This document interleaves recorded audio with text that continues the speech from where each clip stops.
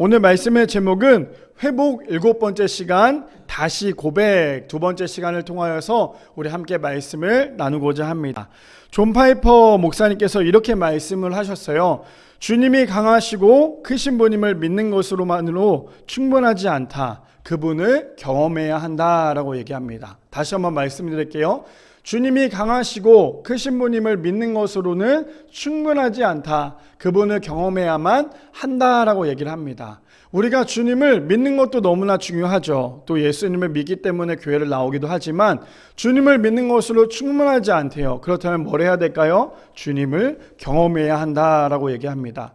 실질적으로 신앙생활을 하면서 주님을 믿는 사람들은 많죠. 근데 체험신앙이라는 게 참 중요해요. 내가 하나님을 만났을 때 어떠한 체험을 가지고 또 예수님을 만났을 때 그 체험은 우리가 살면서 이겨낼 수 있는 우리에게는 원동력이 될 수 있다는 거예요. 그런데 우리가 단순히 믿음으로 끝난다면 우리가 믿을 수는 있죠. 모든 사람들이 알 수도 있고 믿을 수도 있지만 체험하는 거는 쉽지 않다는 거예요. 근데 우리가 말한 것처럼 주님이 강하시고 크신 분임을 믿는 것으로는 충분하지 않대요. 왜요? 그분을 경험해야 한다는 거예요. 바라기는 여기 앉아 계신 모든 성도님들이 주님을 믿는 것으로 끝나는 것이 아니라 주님을 경험함으로, 그래서 주님이 우리와 함께 하심을 날마다 기억하는 우리 미달의 성도님들 되시기를 축복합니다. 그래서 오늘 말씀의 제목인 회복 다시 고백 2번째 시간을 가지고 함께 3가지로 나누기를 원하는데요. 첫 번째로는 하나님께 돌아갈 때 원래 자리로 돌아갈 수 있다라는 거예요. 첫 번째로는 하나님께 돌아갈 때 원래 자리로 돌아갈 수 있습니다. 그렇다면 우리의 원래 자리가 어디였을까요? 하나님을 믿는 크리스찬, 우리 저번에도 함께 나눴었죠. 그리스도인이라는 건 무엇일까? 그리스도를 닮아가는 삶을 그리스도인이라고 얘기를 했죠. 그렇다면 우리의 원래 제자리가 어디였을까요? 하나님께서 우리를 만드셨을 때, 하나님께서 우리를 만드시고 난 다음에 보시기에 심히 좋았더라 라고 말씀하시죠. 그렇다면 우리의 원래 자리는 하나님께서 만드신 창조물이라는 거예요. 하나님의 자녀라는 거죠. 그러니 우리가 하나님께 다시 돌아가는 건 무엇이에요? 우리의 원래 제자리로 돌아가는 거예요. 근데 하나님을 믿으면서 하나님께 돌아가지 못하는 경우가 많죠. 특히나 저도 그랬던 것 같아요. 어렸을 때 우리가 신앙생활 열심히 하다가 한 번쯤은 방황할 때가 있잖아요. 신앙생활이 마라톤이긴 하지만 쭉 끝까지 가는 경우도 있지만요, 중간에 한 번쯤은 타락하는 경우도 있고 한 번쯤은 다시 그 자리를 벗어나는 경우도 있어요. 그런데 어렸을 때 신앙이 왜 이렇게 중요한가? 저도 왜 이렇게 교육부에 대해서 목숨을 걸었냐면, 어렸을 때 이 어린 아이들이 주님을 믿는 믿음이 그 마음 가운데 새겨지면요, 세상 가운데 살아가다가 방황을 좀 하다가도요, 다시금 돌아올 수 있는 것들이 생기기 때문이라는 거예요.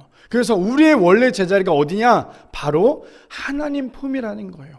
하나님께서 우리를 만드시고 난 다음에 보시기에 심히 좋았더라 라고 얘기를 했죠. 근데 그러고 난 다음에 하나님께서 만드셨던 그 아담이 죄를 지어서 다시 세상 밖으로 나가게 되잖아요.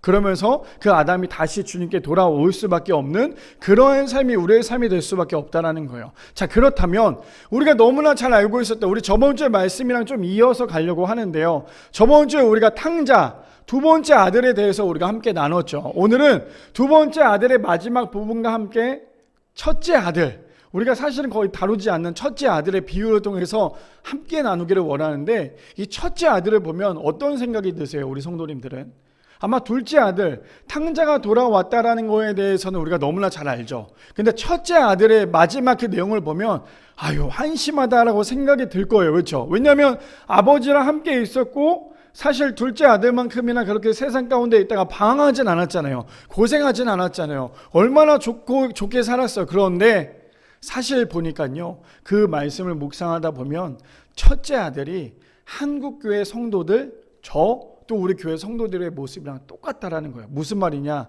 감사할 줄 모르고 너무나 당연한 것을 알지 못하는 그 첫째 아들의 모습을 가지고 우리가 앞으로 그렇게 살지 않아야 되고 우리가 어떻게 해야 하는지에 대해서 우리 함께 말씀을 나누고자 합니다. 우리 본문을 좀 볼까요? 누가복음 15장 17절에서 24절에 보니까 이렇게 얘기하죠. 이에 스스로 돌이켜 이르되 내 아버지에게는 양식이 풍족한 품꾼이 얼마나 많은가, 나는 여기서 줄여 죽는구나. 누구예요? 둘째 아들이에요. 그렇죠? 둘째 아들이 지금 어떠한 속상한 상황이에요. 그동안에 굶었잖아요. 주염 열매를 먹기를 원했지만 주염 열매조차도 주는 사람이 없었어요. 그러니 얼마나 힘들었어요. 사람이 없어 보면 그 다음부터 그 없다라는 것부터 깨닫게 된다라는 거예요. 지금 둘째 아들은 그 전에 돈이 많았잖아요. 많이 있을 때 어땠어요? 사람들이 많이 모였었죠. 흥청망청 썼잖아요. 그런데 이 사람이 다 없고 돼지 열매조차도 먹을 수 없게 되자 느꼈던 게 뭐예요? 내 아버지에게는 양식이 풍족한 품꾼이 얼마나 많은가. 나는 여기서 줄여 죽는구나. 자신의 삶을 돌아볼 수 있다. 우리가 저번 주에 함께 나눴었죠. 그리고 난 다음에 18절에 이렇게 얘기합니다. 내가 일어나 아버지께 가서 이르기를 아버지 내가 하늘과 아버지께 죄를 지었사오니 지금부터는 아버지의 아들의 일컬음을 감당하지 못하겠나이다. 나를 품꾼의 하나로 보소서 하리라 하고, 지금 18절과 19절의 말씀은요, 이 둘째 아들이 내가 저렇게 하겠습니다라는 거에 대해서 어떻게 하고 있어요? 생각을 하고 있는 거예요. 회개를 하고 있다라는 거예요. 근데 언제부터요? 지금부터예요. 우리가 회개할 때 정말 중요한 건 뭐냐면요, 지금부터거든요. 내가 나중에 그 죄를 지었을 때 내가 나중에 할게요가 아니라 지금부터 그것을 끊어야 돼요. 우리 안에 죄가 들어오면 그 죄를 끊어야 되는 거예요.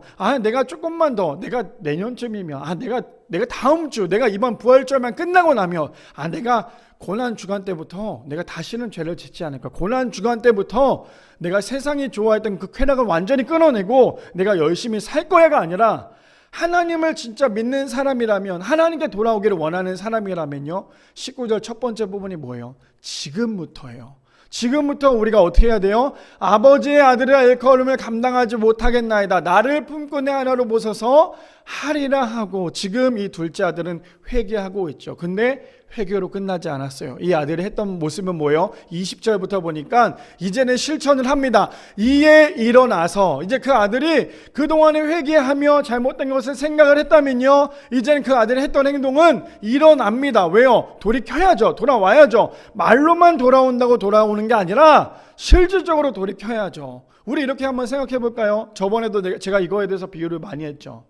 차량을 타고 열심히 가고 있어요. 근데 우리가 가야 할 길을 지나쳐버렸어요. 그러면 어떻게 해야 돼요? 가다가 신호를 받고 유턴을 해야죠. 그렇죠? 근데 우리의 마음에 내가 지나가야 되는데, 내가 다시 돌아가야 되는데, 생각만 하고 있다가 유턴을 하지 않고 앞으로 가게 되면 어떻게 해요? 그 자리에 도착할 수 없는 거예요. 우리의 죄도 마찬가지거든요.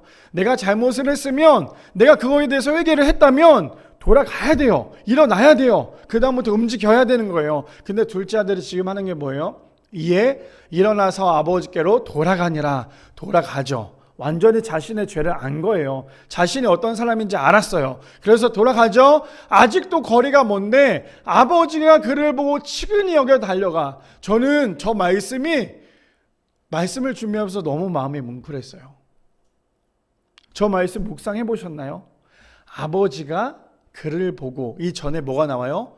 아직도 거리가 먼데. 자, 우리 이렇게 생각해 볼까요? 저 아버지에게는 저 아들이 돌아오기까지, 오늘은 아들이 돌아오겠구나 하고 그날 나가서 문 밖에서 기다리고 있었을까요?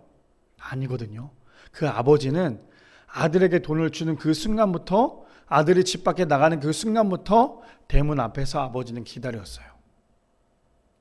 그러니 우리가 하나님께 돌아갈 때 하나님이 오늘 우리가 돌아가니까 하나님께서 오늘 기다리고 계신가가 아니라요, 우리가 하나님께 돌아갈 때 그 전부터 하나님은 빨리 돌아와, 빨리 나에게 돌아와. 하나님은 언제나 아직도 거리가 먼데 문 밖에서 우리를 기다리고 계신다라는 거예요.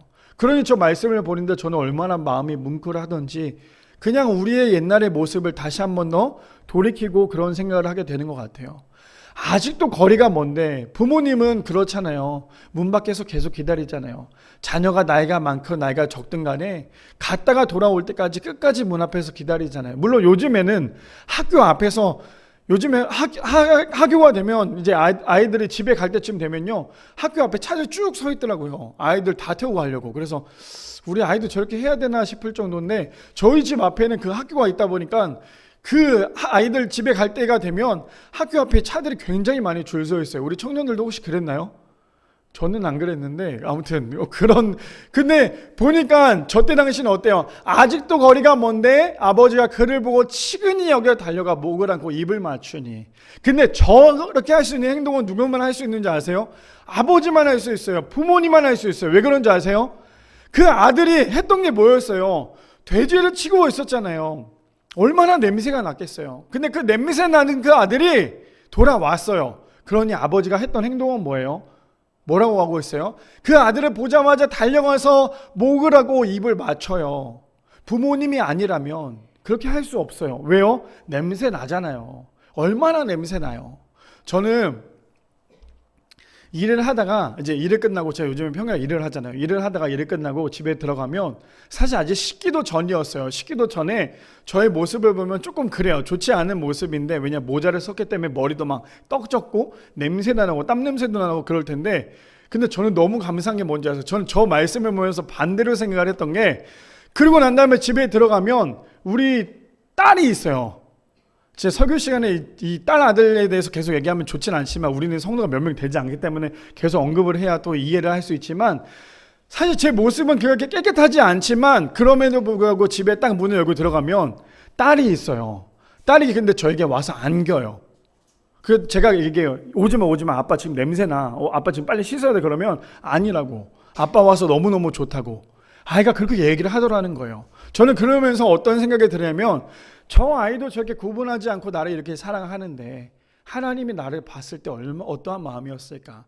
내가 외형적으로 봤을 때는 지금 일을 하고 돌아왔기 때문에 냄새도 나고, 사람들이 봤을 때는 좀 지저분해 보였을 텐데도 불구하고 내 자녀는 그걸 보고 난 다음에도 더럽든지 깨끗한지가 중요한 게 아니라 우리 아빠잖아요.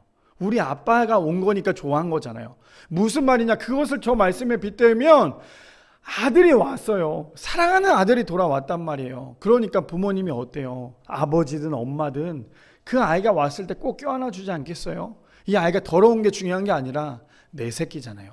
내 새끼니까 내 아이에게 달려가서 안아주겠죠. 그리고 난 다음에 아들이 이런 고백을 합니다. 아들이 이르되, 아버지, 내가 하늘과 아버지께 죄를 지었사오니 지금부터는 아버지 아들의 일컬음을 감당하지 못하겠나이다 하나. 사실 21절 말씀을 제가 저 말씀을 계속 묵상을 하면서 어떤 생각이 들었냐면, 지금 제가 읽어드린 것처럼 아버지, 내가 하늘과 아버지께 죄를 지었사오니 이렇게 얘기했을까요? 저는 회개는 저렇게 하지 않았을 것 같아요. 정말 울부짖으면서 얘기했을 것 같아요. 아버지, 내가 아버지와 하늘과 아버지께 죄를 지었사오니 이제 다시는 아버지의 아들이라 일컬음을 감당하지 못하겠나이다. 얼마나 울면서 얘기했겠어요. 조곤조곤 회개하지 않았겠죠. 정말 울면서 얘기를 했겠죠. 내가 정말 잘못했습니다 라고 얘기를 했겠죠. 그러면서 아버지께 달려갔겠죠. 그런데 아버지가 한 행동이 있어요. 22절부터 보니까 이렇게 얘기합니다.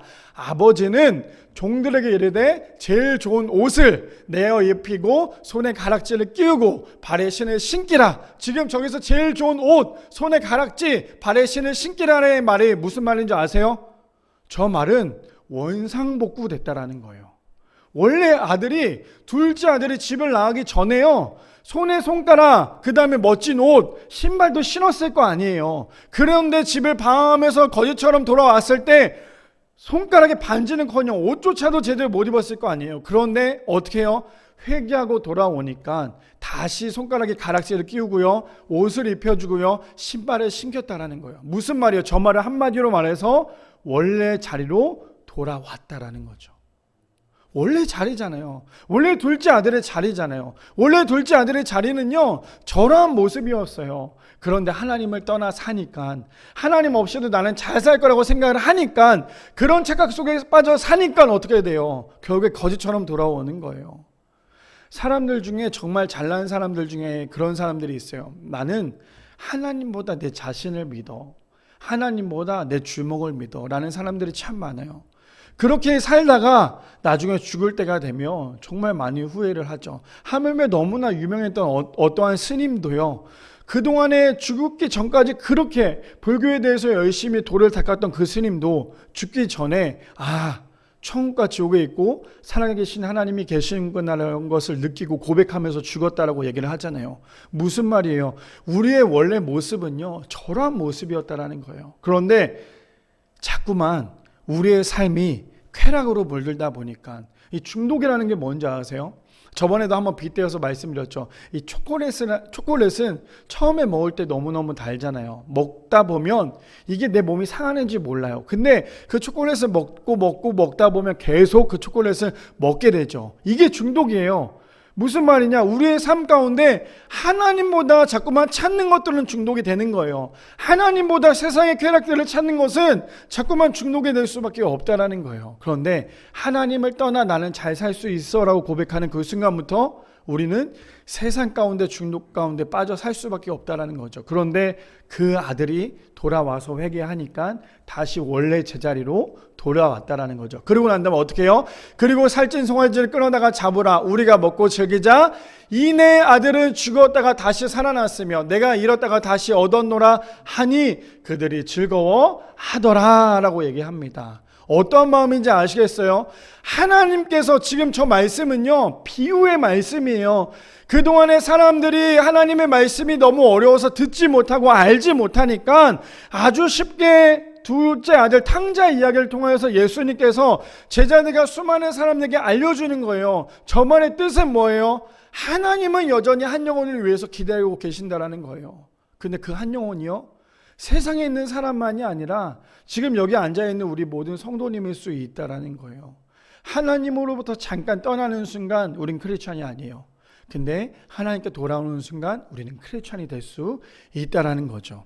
그뿐 아니에요. 말씀해 보니까 마태복음 27장 3절에서 5절 말씀해 보니까 우리가 이 말씀이랑 거의 비슷한 말씀이 또 나와요. 어떻게 뭐라고 나오냐면 3절에 보니까 그때 예수를 판 유다가 그의 정죄됨을 보고 스스로 뉘우쳐 그 은 30을 대제사장님들과 장로들에게 도로 갖다 주며, 우리 이 말씀 어떤 말씀인지 아세요? 누군지 아시겠어요? 가룟 유다가 나와요. 가룟 유다. 가룟 유다가 어떻게 하고 있냐면요, 우리가 좀 전에 읽었던 둘째 아들은 스스로 뉘우쳐서 어떻게 하고 있어요?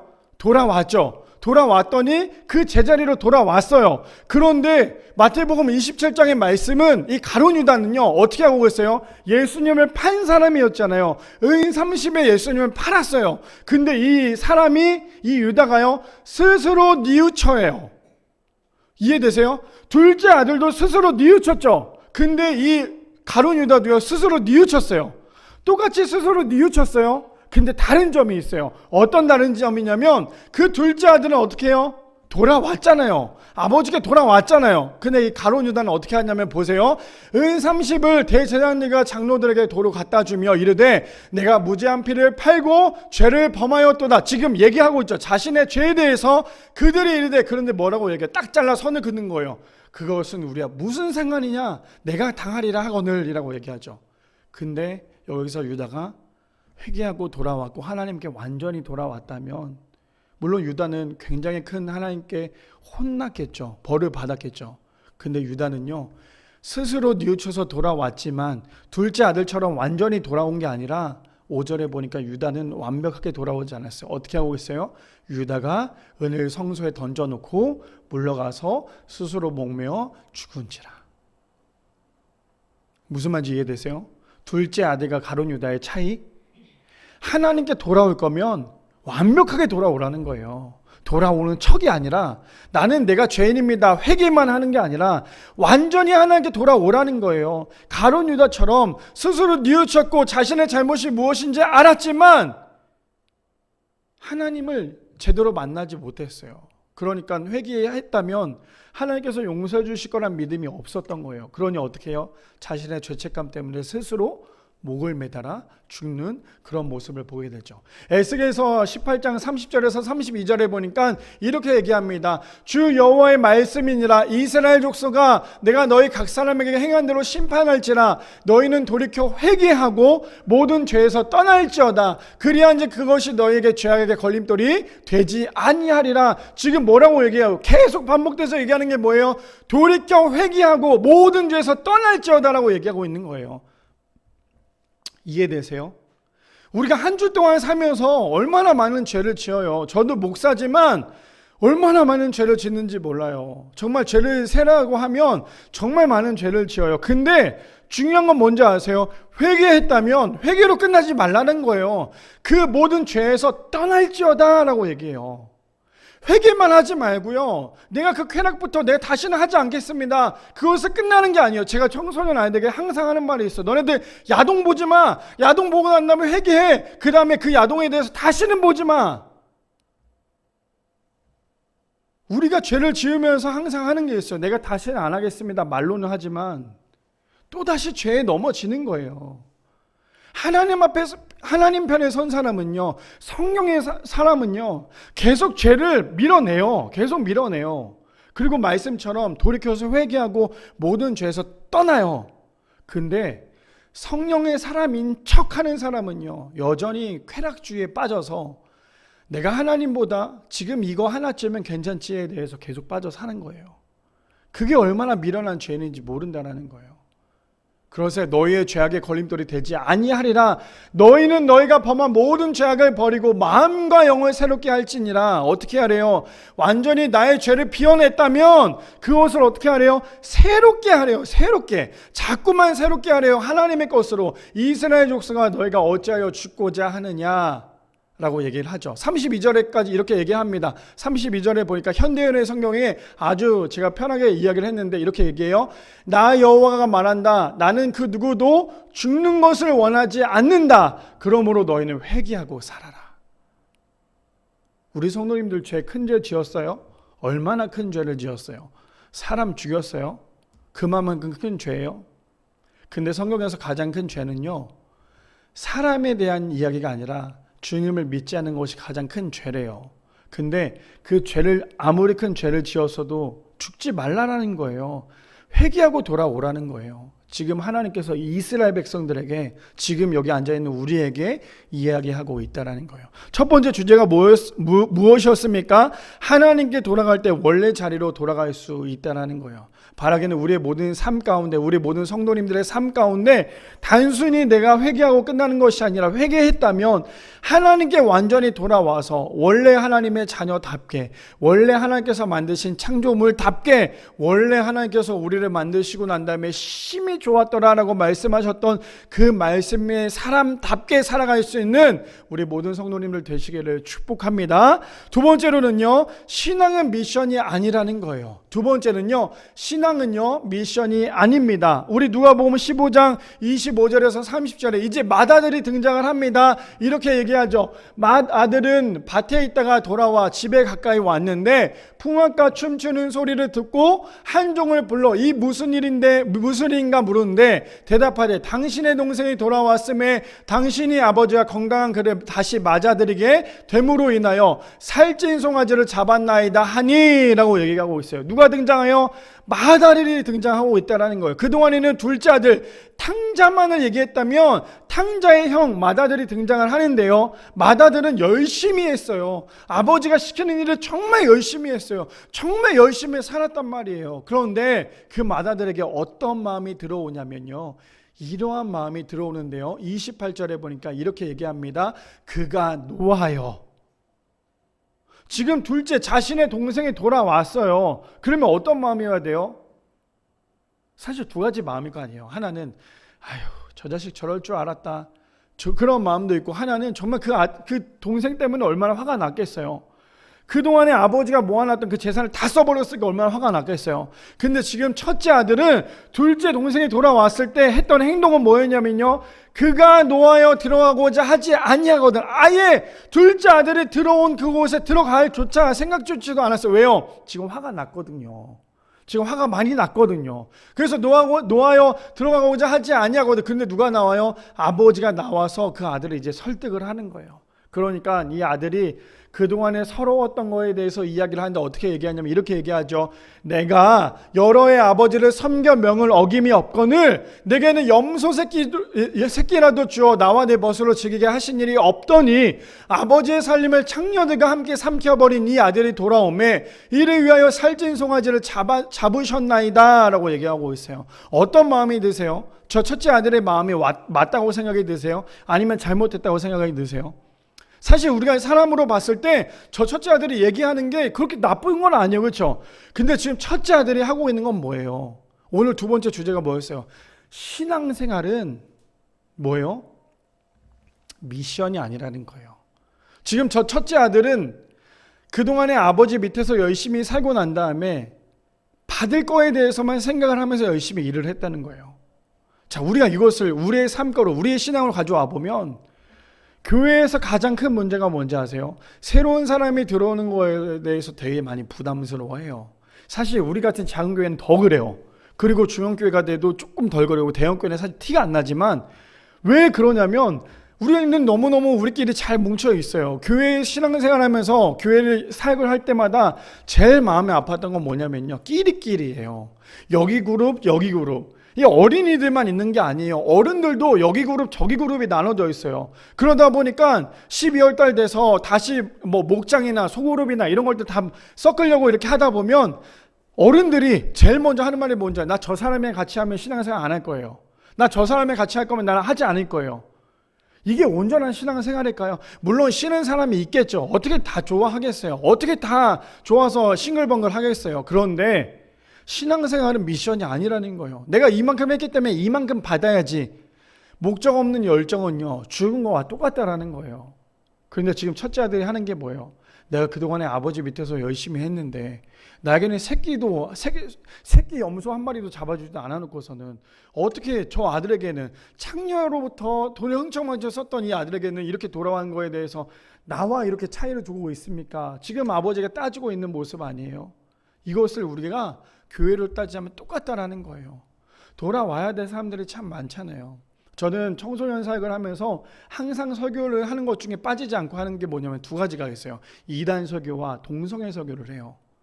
한국 교회의 가장 안타까운 현실이 뭐냐면 동성애자들이 돌아올 수가 없어요.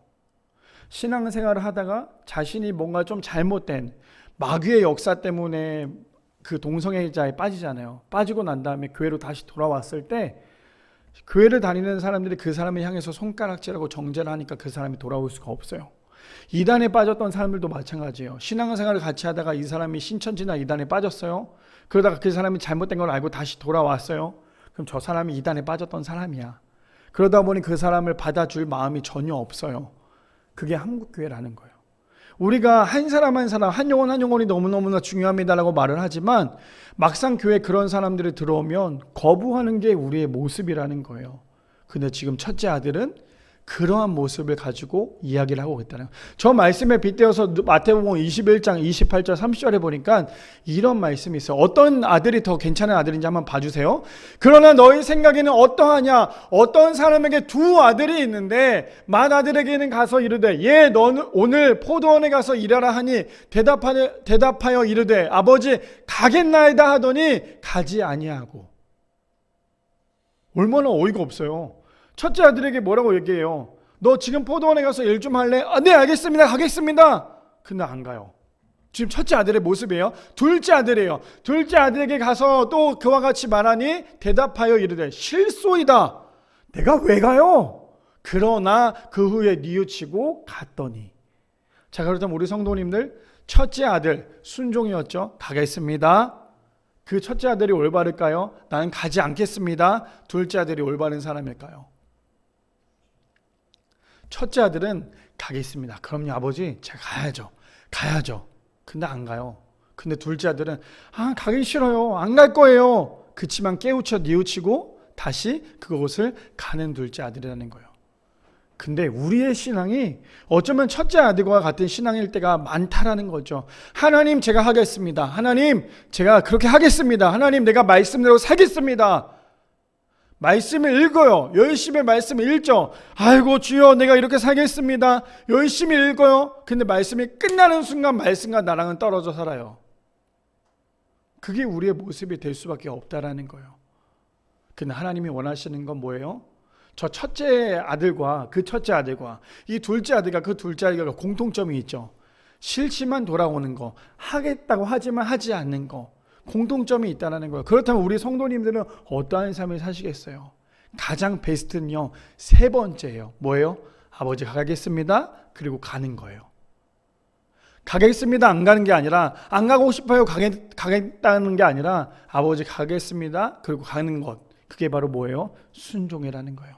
그게 우리의 삶 가운데 임하기를 축복합니다. 야고보서 2장 17절에서 26절에 그래서 어떻게 얘기를 하냐면요, 이렇게 얘기하고 있어요. 이와 같이 행동이 따르지 않는 믿음은 그 자체가 죽은 것이나, 26절에 보니까 영이 없는 몸이 죽은 것처럼 행동이 따르지 않는 믿음은 죽은 것이다. 무슨 말이에요? 우리 너무나 잘 알고 있는 마음이죠. 뭐예요?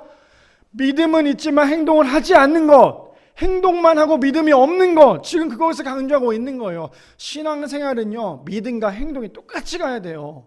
야고보서에서 계속 얘기하고 있는 거, 야고보서 사도가 계속 때리고 있는 게 뭐예요? 행함이 없는 믿음은 죽은 거야. 영혼이 없는 믿음은 죽은 거야. 그것을 계속 얘기하고 있다는 거예요. 그렇다면 우리의 신앙생활이 미션이 되어서는 안 된다는 거예요. 내가 오늘 교회 왔으니까 이 정도는 됐겠지, 내가 오늘 예배 드렸으니까 이 정도면 됐겠지가 아니라, 내가 정말 믿음대로 행해야 되고 행함대로 믿음으로 나아가는 우리 모든 성도님들 되기를 축복합니다. 제가 요즘에 일을 하면서요, 같이 일하는 팀장님이 계시는데, 그 팀장님이랑 같이 코스를 도는데요, 그 팀장님은 지금 어떤 종교를 가지고 있냐면 천주교를 가지고 있어요. 근데 그 팀장님이 원래는 어떤 종교였냐면 기독교였어요. 기독교 교회를 열심히 다니다가 천주교를 바꿨어요. 남편이 천주교 신자이기도 하기도 하지만 기독교에 대한 상처가 너무나도 많았대요. 그래서 어떤 게 많았냐, 근데 제가 목사라는 걸 또 알아요. 그래서 저에게 신앙 상담을 하는 거예요. 팀장님인데, 근데 팀장님이 그런 얘기를 하는 거예요. 자기가 어렸을 때 교회를 다녔을 때 얼마나 힘이 들었냐면, 아마 우리 성도님도 어렸을 때 들어봤을 수도 있는데, 거기 교회에서 목사님이 이렇게 얘기를 했대요. 너는 교회를 다니는 사람이니까 주일날 되면 엘리베이터도 타지 말고, 너는 교회를 다니는 사람이니까 주일 되면 돈도 쓰지 말고 항상 경건하게 보내야 돼. 그리고 너는 항상 성경을 몇 장씩 읽어야 돼. 너는 항상 율법처럼 살아야 돼. 이거에 대해서 강조를 너무 많이 했더라는 거예요. 주일날 너는 아침에 왔으면 저녁까지 교회에 있어야 돼. 이거에 대해서 팀장님이 너무너무 많이 힘이 들었대요. 믿음이 있는 것이 아니었는데 그 부분에서 너무 강조를 하니까, 하물며 어땠냐면 어떠한 선교단체에 들어갔는데 그 선교단체에서 그런 말을 했대요. 방언하지 못하면 너는 믿음이 없는 거야. 방언하지 못하면 너는 하나님 만난 게 아니야. 그거에 대해서 계속 강조를 했다라는 거예요. 이게 교단마다 조금씩은 다르죠. 은사주인 교단도 있고요, 그렇지 않은 교단들도 있어요. 그런데 방언을 한다고 해서 하나님을 완전히 믿는 거고, 방언을 하지 못한다고 해서 믿음이 없는 걸까요? 그건 아니에요. 왜요? 방언은 은사예요. 하나님께서 주시는 선물이라는 거죠. 근데 그 팀장님이 그 이야기를 듣고 너무나 마음이 아파서 자기는 교회를 다닐 수가 없다라고 그렇게 저에게 얘기를 했어요. 그러면서 그 팀장님한테 제가 뭐라고 얘기했냐면, 팀장님 죄송해요, 목사로서 먼저 죄송해요라고 얘기를 했어요. 지금 한국교회에 그런 분들이 너무나 많다라는 거예요. 교회 율법주의가 너무나도 가득 차고 율법적으로 사람들을 정죄하다 보니까, 너 일주일 동안 성경 몇 장 읽었어? 너 기도 얼마나 했는데? 너 찬양 얼마나 했는데? 너는 교회를 다니는 사람이 어떻게 그렇게 삶을 살 수가 있어? 정죄하다 보니까요, 결국에 그 사람이 나는 아직 받아들일 만큼 믿음이 안 되는데 그 마음 때문에 교회를 떠나는 사람들이 너무나 많다라는 거예요. 그래서 우리가 살면서 가장 중요한 건 뭐예요? 우리의 믿음이 있다면 행함도 동일하게 돌아가야 한다는 거예요. 그래서 신앙은요, 미션이 아닙니다. 그럼에도 불구하고 우리는 교회 안에 누가 들어오는 것, 특히나 다시 돌아오는 것에 대해서 반가워하지 않는다는 거예요. 아까 전에도 말씀드린 것처럼 동성애자들이나 그런 이단에 빠진 사람들이 돌아올 때, 그래서 교회는요, 항상 그들이 돌아올 수 있도록 우리는 항상 준비가 되어 있어야 한다는 거예요. 우리가 그 한 사람 때문에 휘둘릴 필요 없잖아요. 그 한 사람은 우리가 케어할 수 있는 그러한 마음이 있어야죠. 그래서 신앙에는 뭐예요? 미션이 되어진 않아야 한다는 거예요. 바라기는 우리 모든 성도님들의 삶 가운데 이 신앙생활이 미션이 되지 않기를 소망합니다. 이 신앙생활 가운데 미션이 아니라 하나님께 나의 전부를 드릴 수 있는 우리 모든 성도님들 되시기를 축복합니다. 마지막 세 번째로는요, 그래서 다시 고백은 주님을 경험해야만 알 수 있다라는 거예요. 마지막 세 번째로는요, 다시 고백은 주님을 경험해야만 알 수 있습니다. 다시 말해서 신앙생활은 반드시 주님을 경험해야만 알 수 있다라는 거예요. 서두에도 제가 말씀드렸죠. 믿음이 너무나 중요해요. 근데 믿음만으로 끝나서는 안 돼요. 우리가 주님을 경험해야 한다는 거예요. 주님을 경험하지 않으면 우리의 믿음이 성장할 수 없어요. 우리가 때로는 신앙생활하면서 추락할 때도 있고요. 때로는 신앙생활 하면서 아플 때도 있고요. 때로는 신앙생활 하면서 힘들 때도 있어요. 근데 내가 하나님을 믿는데 왜 이렇게 힘이 들지? 하나님을 믿는데 왜 자꾸만 내 자신이 추락하지? 자꾸만 이것을 원망하다 보면 하나님을 만날 수 없어요. 때로는 우리가 아픈 것이 우리에게 복이 될 수도 있어요. 때로는 우리에게 고통이고 우리에게 어려움이 우리에게는 복이 될 수 있다라는 거예요. 그렇다면 지금 이 말이 나는 지금 너무나 힘이 드는데, 나는 지금 너무나 어려운데, 이런 사람들에게 이 이야기가 위로가 안 될 수도 있어요. 나는 지금 너무나 괴롭거든요. 숨 쉬는 것조차도 너무너무 괴롭거든요. 근데 주님을 정말 체험한 사람은요, 그 말이 무슨 말인지 안다라는 거예요. 자, 우리 본문 볼까요? 누가복음 15장 31절에서 32절에 이렇게 얘기합니다. 아버지가 이르되 예 너는 항상 나와 함께 있으니 내 것이 다 내 것이로되 이내 동생은 죽었다가 살아났으며 내가 잃었다가 얻었기로 우리가 기뻐하고 즐거워하는 것이 마땅하다 아니라 라고 얘기하고 있어요. 지금 아버지가 아들에게 얘기를 하고 있죠. 지금 체험하지 못했기 때문이에요. 아버지가 어떤 분인지에 대해서 잘 알지 못하고 있는 이 아들에 대해서 아버지는 모든 걸 다 얘기하고 있다라는 거예요. 그래서 우리가 주님을 경험하지 못한 사람은요, 앞으로 주님이 나에게 주실 복에 대해서 경험할 수 없는 거예요. 이해되세요? 우리가 앞으로 주님께서 나에게 펼쳐질 복에 대해서 경험하지 못하니까 자꾸만 불평불만이 나와요. 이미 하나님께서 준비해 놓으셨거든요. 이미 여호와 이레 하나님께서 준비해 놓으셨거든요. 근데 순양은 바라보지 않고요, 지금 내가 빼앗길 내 아들만, 내 소중한 아들만, 내 이상만 하나님께 드리겠다라는 그 불만 때문에 하나님께서 미리 준비하신 순양을 바라볼 수 없는 게 지금 우리의 마음에, 왜요? 하나님을 경험하지 못했잖아요. 경험하지 못한 사람은 순양을 바라볼 수 없다라는 거예요. 자, 그래서 마태복음 25장, 우리가 너무나 잘 알고 있는 이 한 달란트 가진 사람에 대해서 한 번 더 이야기를 하자면, 각각 그 재능대로, 자, 우리가 달란트 비유 아시죠? 5달란트, 3달란트, 2달란트가 있어요. 근데 5달란트, 3달란트, 2달란트 하나 그 주인이 그냥 줬을까요? 아무런 목적 없이 그냥 너는 5달란트 줄 테니까 5달란트 이상의 것을 받아와, 3달란트 이상 것을 받아와, 1달란트 이상 것을 받아와, 이렇게 생각을 했다라면 그 사람은 1달란트 가진 사람은 똑같아요. 왜요? 저 말씀을 몰라서요. 15절에 보니까 그 재능대로예요. 무슨 말인지 이해되세요? 하나님께서 우리를 쓰실 때요, 우리의 재능대로, 우리의 은사대로 하나님께서 쓰신다라는 거예요. 내가 이만큼의 믿음이고 이만큼의 은사를 가지고 있는데 이만큼 하나님께서 쓰시는 게 아니라 우리의 그릇만큼 하나님께서 쓰신다는 거예요. 그러니까 5달란트를 가지고 있었던 사람들의 그릇은 5달란트의 그릇이었고, 3달란트의 그릇을 가졌던 사람은 3달란트의 그릇이었고, 1달란트의 그릇을 가졌던 사람은요 1달란트의 그릇이었어요. 그러니까 1달란트만 줬겠죠. 볼게요. 그 재능대로 한 사람에게 금 5달란트, 한 사람에게는 2달란트, 한 사람에게는 1달란트를 주고 떠났더니, 그리고 난 다음에 1달란트에 대해서만 계속 얘기하는데요, 18절에 1달란트 받은 자는 가서 땅을 파고 그 주인의 돈을 감추어 두었더니, 이해되시죠? 5달란트, 2달란트는 어떻게 했어요? 가진 것을 부풀려서 주인에게 줬다면 1달란트를 가진 사람은요 그 달란트를 어떻게 해요? 땅에 숨겼어요. 그 이유가 여기 나와요. 뭐라고 나오냐면 24절부터 나오는데, 현대인의 성경에 보니까, 그런데 1달란트 받은 사람이 와서 주인님, 나는 주인님이 아무 수고도 하지 않고 남이 심고 뿌려놓은 것을 거둬들이는 지독한 분이라고 알았습니다. 1달란트를 받은 사람의 마음이 저런 마음이었더라는 거예요. 지금 주인은 그 재능대로 1달란트를 줬는데 그 사람은 그런 마음이 아니었어요. 왜 나는 저거밖에 안 줘?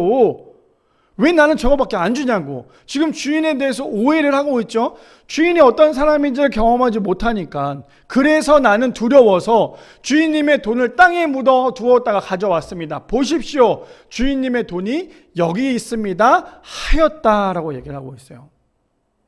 무슨 말인지 이해되세요? 제가 뭐를 얘기하고자 하는지? 하나님을 경험하지 못하는 사람은 저렇게 1달란트를 가진 사람과 똑같은 사람의 삶을 살 수밖에 없다라는 거예요. 하나님은 재능대로 우리를 사용하시기를 원해요. 그런데 하나님을 경험하지 못하니까요, 내 믿음이 더욱더 성장할 수 없는 거예요. 왜 우리가 믿음이 성장할 수 없어요?